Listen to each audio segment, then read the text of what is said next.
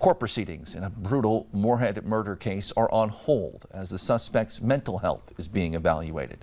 Isaac Arndt was scheduled to appear in court tomorrow for an order for a competency evaluation, which was filed yesterday in Clay County Court.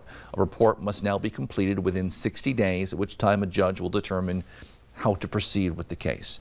Arndt is accused of stabbing 14-year-old Jalen Walker more than 20 times before leaving her near the river in Moorhead on August 20th. According to court records, Walker and Arndt met at Gooseberry Park. They got into an argument.